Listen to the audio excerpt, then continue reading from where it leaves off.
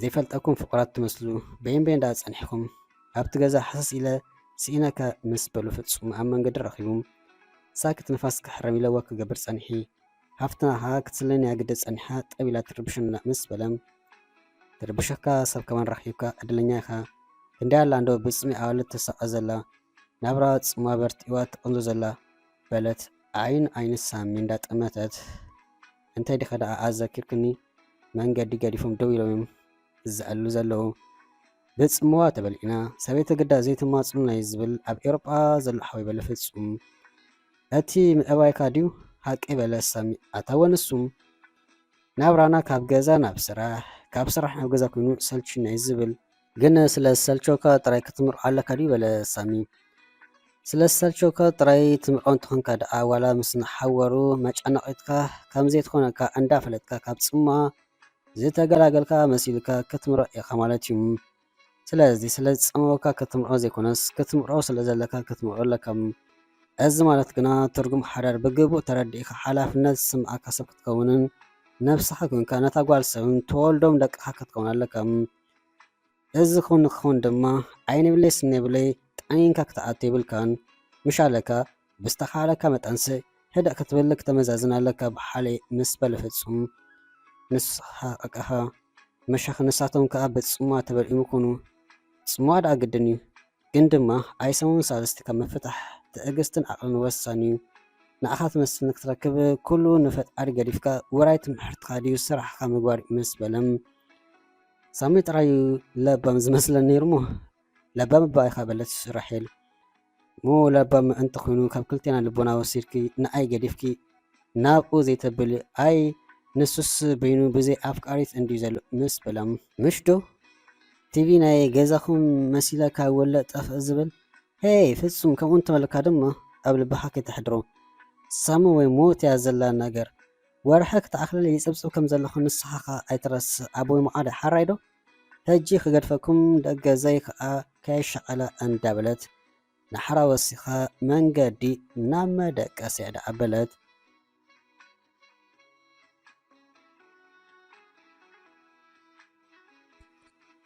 እሞ እንተሰሊጥና ንኽዶ ሕጁ ንፈትን ኣብቲ እንዳ ሰምሓር ጓል ገጠር ምስ በለ ሰሚ ቀዳም ንግሆ ምስ ኮነ ስምዓን ዶ ሰሚ ራሄል ስምሰት ትኸይድ ጓል ትመስለካ ዶ ምስ በለ ፍጹም እቲ ዝተባሃሎ ምላስ ገዲፉ ዋዕታ ፍስቲ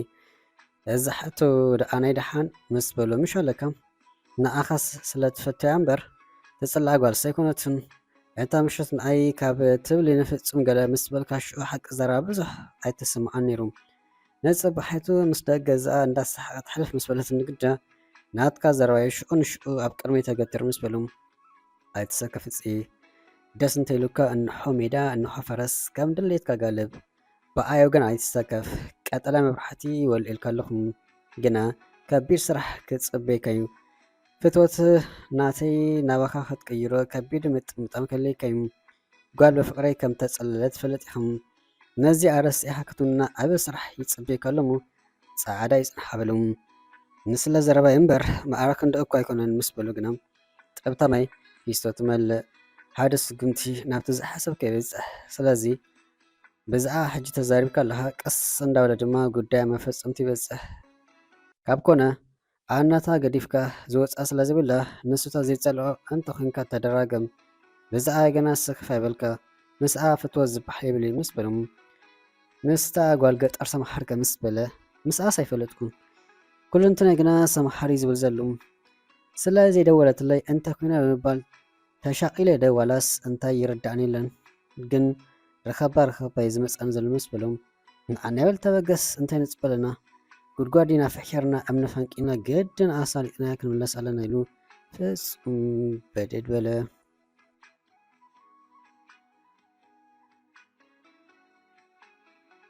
ተመሊሶም ናብቲ ከባቢ ኣዳ ኣበሉ የግዳስ ጓል ተበልካ ጓል ትመስክር ሽታማይ ኮይና ደኣ ተረፈት ብኡ መጠን ድማ ሳሚ ተሻቐለ ናይ ምርካብ ሽውሃቱ ውቅያኖስ ስራሕ ግን ዝግበር ስለ ዘይነበረ ከም ብሓድሽ ድሕሪ ተመልሱ ኣይትሕዘን ሳሚ እንተኾነ ትረኽባ ትኾን ኣይረኸብካያን ድማ ዝግበር ስለዘየለ ንኣረስ ኢኻ ሂወትካ ምምራሕ እዩ ሓንቲ መዓልቲ ንዝረኣኻይ ጓል ማዕረክ እንደዚ ምሕሳብ ዘድሊ ኣይመስለንን ከም ኣዕሩኽ እየ ዝዛረበካ ዘለኹ ኣቅሪበ ማለት እዩ ምስ በለ ፍጹም ኣብ ሓደ ካፈ ኮፍ ኢሎም እንዳኣሉ ከሎም ንሱስ ሓቅኻ ግን ድማ ግድን ክረክባ ኣለኒ ከይረኸብካዋ ዝድቅስ ኣይመስለንን ቀጻሊ ኣብ ሓንጎል ትመላል ዘላ ምስ በሎም ሃላ ሰብሚ ምስ ዛ ጓል ፍቅሪ ሒዙካ ኣሎ ርሒል ንኣኻ ንስኻ ድማ ነዛ ጓል ገጠር ንኣነ ይበል እንታይ ዳ እንዳበለ ሕሳብ ኣብቲ ጣውላ ገዲፉ ብድድ በለ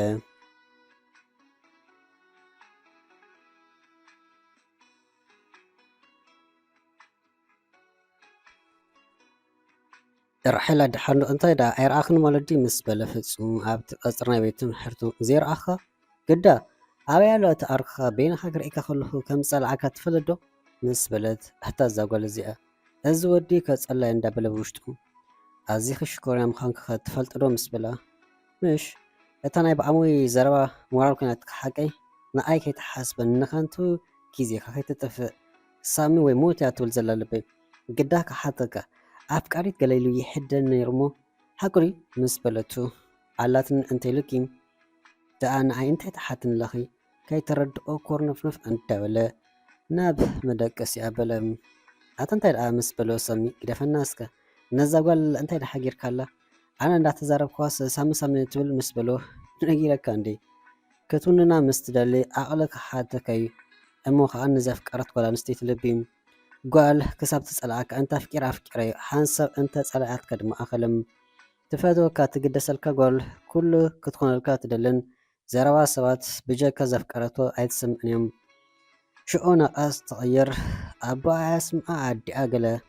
ሓደ ሓደ ሰባት ጓል ከም ዘፍቀረትኒ ከም ዝፈትወትኒ ሕርብት ይብለኒ ክብሉ ክሰምዕ ከለኹ ይስሕቕ እዮም ዘፍቀረት ልቢ ጓል ኣንስተይቲ ብጀካ እቲ ዘፍቀረቶ ሰብ ካልእ ተሓስቦ ተሓልሞ ይብላን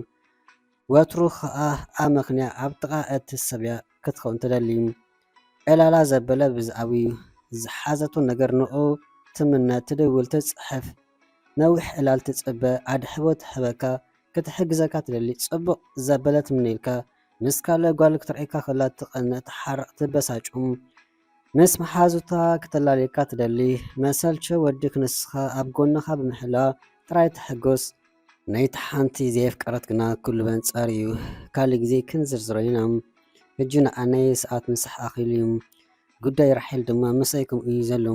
ንኣይ ገዲፋ ንኣኻ ክትግደስ ኣብዚ ሕጂ ሰዓት ካብ ምፅባይ መንገብገብ ኣውፂኻ መንፋር ይቐልል እንዳበለ ካብ ተኣራት ብድድ በለ